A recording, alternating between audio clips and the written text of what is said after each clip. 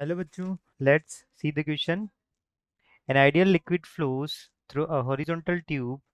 The velocities of the liquid in the two sections which have areas of cross section A1 and A2 are V1 and V2 respectively.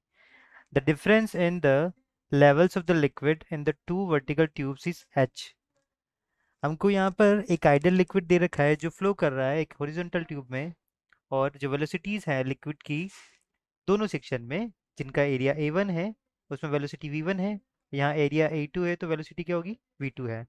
और जो difference दे रखा है दोनों के vertical levels में वो हमको H गिवन है। तो यहाँ से हमको तीन ऑप्शन दिए हुए हैं, हमको देखना है कि तीनों में से कौन सा करेक्ट है। The volume of the liquid flowing through the tube in the unit time is A1 V1, and second option है V2 minus V1 equals to under root 2GH, V2 square minus V1 square equals to 2GH। इनमें से हमको देखना है यहाँ पर कौन सा ऑप्शन हमारा यहाँ से करेक्ट है। तो अभी हम जानते हैं कि यहाँ से जो लिक्विड फ्लो हो रहा है वो लिक्विड क्या फॉलो करेगा हमारा, अगर आइडियल लिक्विड है तो क्या फॉलो करेगा वो कंटिन्यूटी इक्वेशन फॉलो करेगा। तो अगर हम यूज करें यूजिंग द कंटिन्यूटी इक्वेशन, हम जानते हैं कि क्या होगा हमारा, जैसे कि यहाँ से जितना लिक्विड फ्लो हो रहा है तो A1 V1 should be equals to A2 V2। तो ये हमारा जो AV रहेगा वो क्या रहेगा, हमेशा कांस्टेंट रहेगा।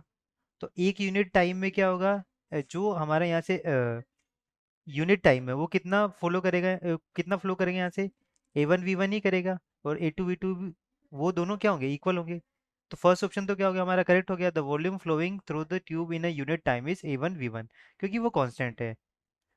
अब हम चलते हैं हमारा कि मान लेते हैं कि हमारी इसकी जो डेंसिटी वो कितनी मान लेते हैं, रो मान लेते हैं।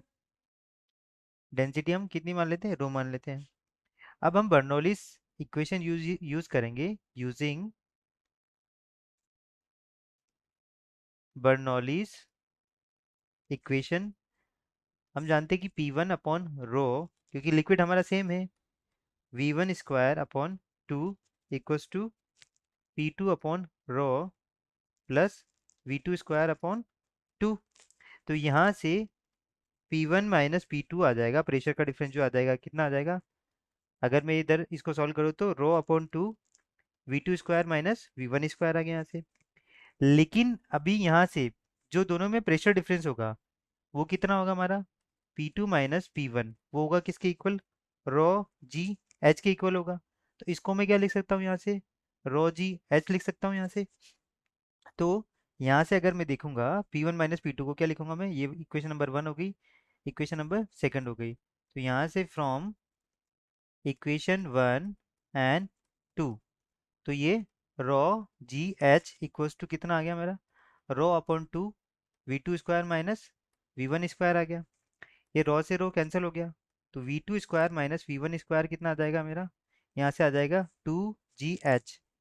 तो अभी इसके अकॉर्डिंग देखा जाए तो इन दोनों में से मेरा कौन सा ऑप्शन करेक्ट हो गया, थर्ड ऑप्शन भी करेक्ट हो गया। तो फर्स्ट एंड थर्ड हमारा करेक्ट है।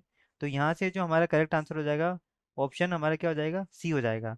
और बी और सी हमको सेम ही दे रखे हैं, तो बी या सी में से कोई सा भी हमारा करेक्ट हो जाएगा। तो करेक्ट आंसर कौन सा हो जाएगा हमारा, ऑप्शन बी और ऑप्शन सी हमारा यहाँ से करेक्ट हो जाएगा।